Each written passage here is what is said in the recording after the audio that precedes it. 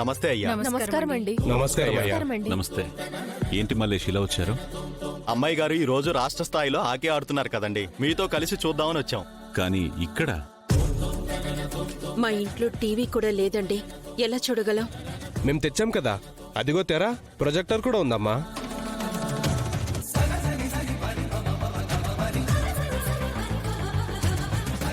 మేమే పంచాయతీ దగ్గరికి వచ్చేవాళ్ళం కదా వల్లి గారు. మీరున్న పరిస్థితుల్లో మిమ్మల్ని ఇబ్బంది పెట్టడం ఇష్టం లేక మేమే వచ్చామయ్యా.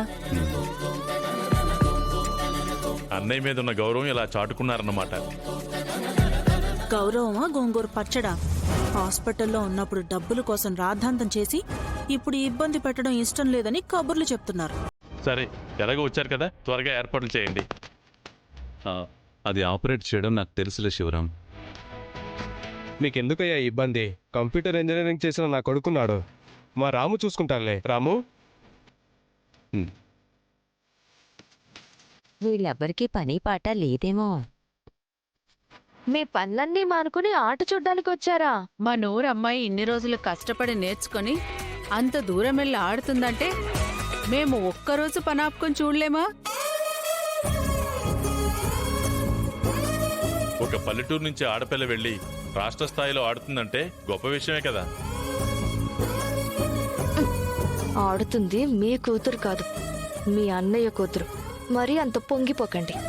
ఈ రోజు మన రామ ఆటని రాష్ట్ర ప్రజలందరూ చూస్తారు జానకి. అవునండి.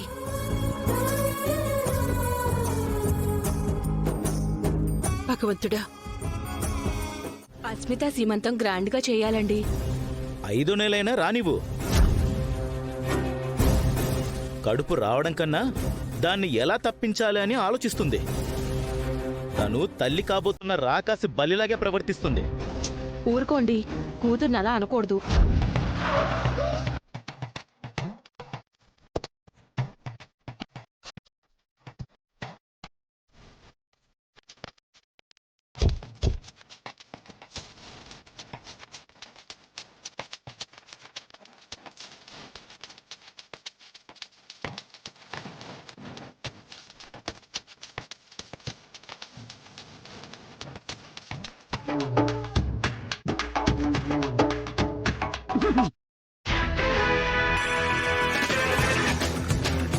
Follow me.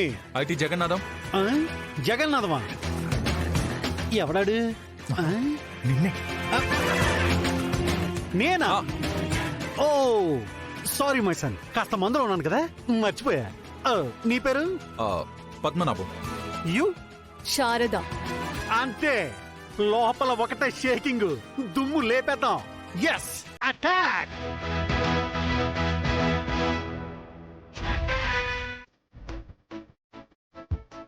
దీని మీద సంతకాలు చేయండి.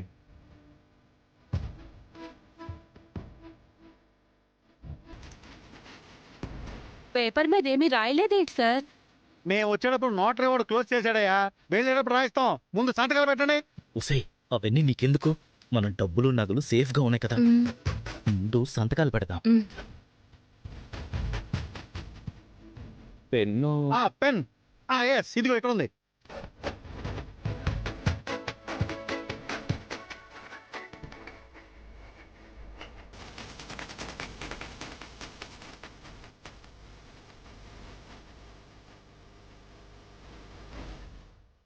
Thank you. Come on. Excuse me sir, ఇంటికి ఆగమన్నాడంటావు? మీలాంటి ప్రొఫెషనల్ ఆఫీసర్స్ తోటి ఒక సెల్ఫీ తీసుకొచ్చా అండి? సెల్ఫీ దాందే ఉంది. మేము సెలబ్రిటీసే కదా, తీసుకోండి. మామయ్య, ఏముందమ్మా, సెల్ఫీగా తీసుకొని, మనం సెలబ్రిటీసే కదా. తీసుకో.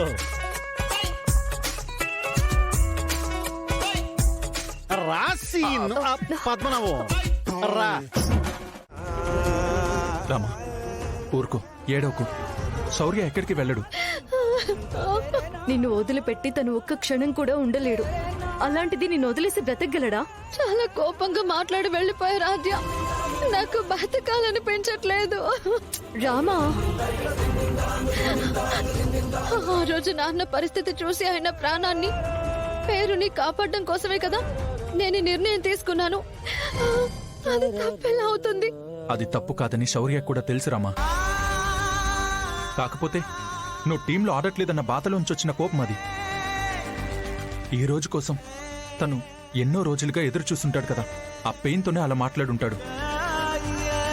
ఆ స్థానంలో నువ్వున్నా నేనున్నా అలాగే మాట్లాడతాం కదా. అది కాదు బావా, నేను వదిలి ఎంత దూరం వెళ్ళినా ఖచ్చితంగా తిరిగి రావాల్సిందే. గొడవ పడ్డప్పుడే ప్రేమ ఇంకాస్త ఎక్కువ గుర్తొస్తుంది. నిన్ను వెతుక్కుంటూ వస్తాడు, చూస్తూ ఉండు. లేదు బావా, ఇప్పుడు నేను ఆడట్లేదు కదా. రారు రారు. రామా, నువ్వు ఖచ్చితంగా ఆడతావు. ఎలా? అఖిల ఆడుతుంది కదా నా ప్లేస్ లో. తనకి డబ్బు ఉంటే సరిపోదు, ఆడే అర్హత ఉండాలి. అస్మిత కొట్టేసిన డబ్బు తెచ్చాం.